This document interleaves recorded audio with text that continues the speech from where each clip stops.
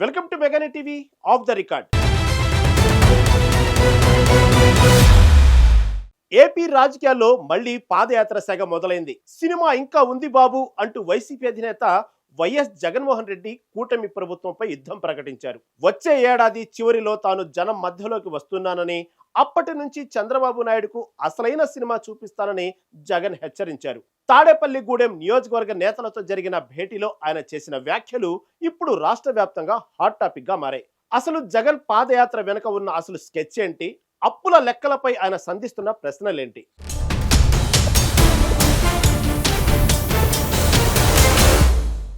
ఆంధ్రప్రదేశ్ రాజకీయాల్లో పాదయాత్రలకు ఒక ప్రత్యేక చరిత్ర ఉంది. రాజశేఖర్ రెడ్డి నుండి జగన్ వరకు పాదయాత్ర చేసిన వారే అధికారం చేపట్టారనే సెంటిమెంట్ బలంగా ఉంది. ఇప్పుడు అదే అస్త్రాన్ని మరోసారి ప్రయోగించేందుకు జగన్ సిద్ధమవుతున్నారు. తాడేపల్లిలో జరిగిన పార్టీ క్యాడర్ సమావేశంలో జగన్ తన రూట్ మ్యాప్ను క్లియర్ చేశారు. ప్రస్తుతం ప్రభుత్వంపై వస్తున్న వ్యతిరేకతను, హామీల అమల్లో వైఫల్యాలను ప్రజల్లోకి తీసుకెళ్లడమే లక్ష్యంగా ఆయన అడుగులు వేస్తున్నట్లు తెలుస్తోంది.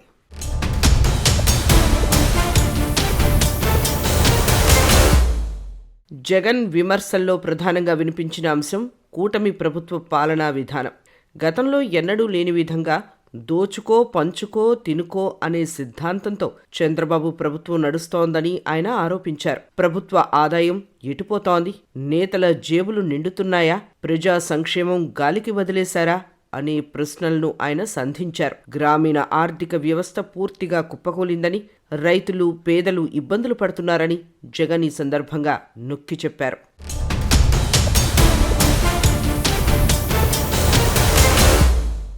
అప్పుల విషయంలో గత కొంతకాలంగా ఇరు పార్టీల మధ్య మాటల యుద్ధం నడుస్తోంది. దీనిపై జగన్ స్పష్టమైన గణాంకాలతో విరుచుకుపడ్డారు.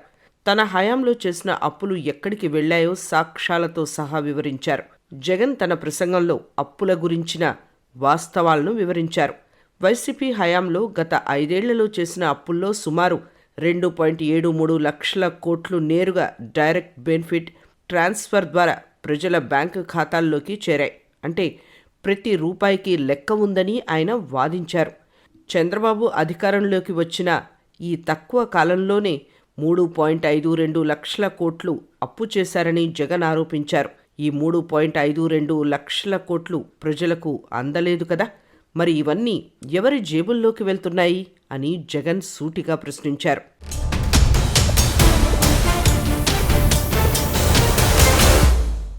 ఎన్నికల సమయంలో ఇచ్చిన సూపర్ 6 హామీలే ఇప్పుడు కూటమి ప్రభుత్వానికి మెడలో గొలుసులా మారాయని వైసీపీ భావిస్తోంది.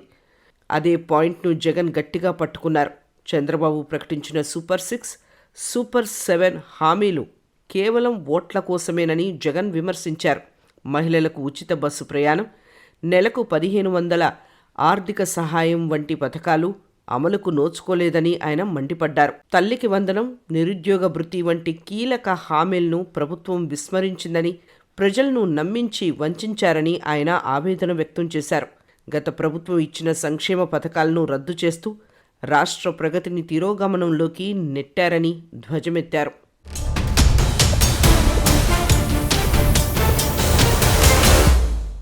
కేవలం విమర్శలకే పరిమితం కాకుండా క్షేత్రస్థాయిలో పోరాటానికి కార్యకర్తలను సిద్ధం చేయడమే జగన్ అసలు ఉద్దేశం. అందుకే వచ్చే ఏడాది పాదయాత్రను ప్రకటించారు. వచ్చే ఏడాది చివర్లో జగన్ పాదయాత్ర ప్రారంభం కానుంది.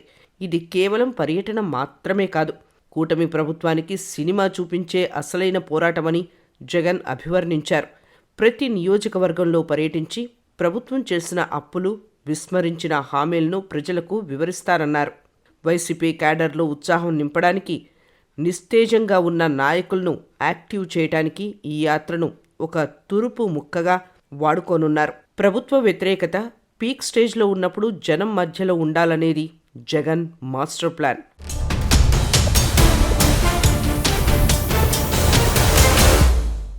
తాడేపల్లిగూడెం నియోజకవర్గ సమీక్షలో జగన్ చేసిన ఈ వ్యాఖ్యలు రాబోయే రాజకీయ పరిణామాలకు సంకేతం. కార్యకర్తలకు దిశానిర్దేశం చేస్తూ అధైర్యపడొద్దని భరోసా ఇచ్చారు.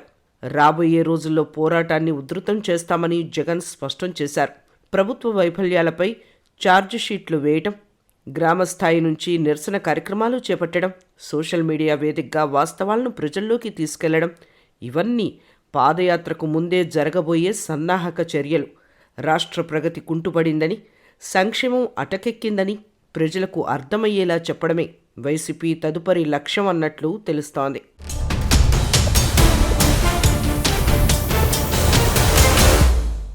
మొత్తానికి జగన్ ప్రకటించిన పాదయాత్ర ఏపీ రాజకీయాల్లో కొత్త చర్చకు దారితీసింది. అప్పుల లెక్కలు, హామీల అమలుపై ఆయన సంధిస్తున్న ప్రశ్నలకు కూటమి ప్రభుత్వం ఎలా సమాధానమిస్తుందో చూడాలి. సినిమా చూపిస్తా అన్న జగన్ ప్రజల మద్దతును మళ్లీ కూడగట్టుకోగలరా? చంద్రబాబు పాలనపై ఆయన చేస్తున్న విమర్శలు జనంలోకి ఎంతవరకు వెళ్తాయి?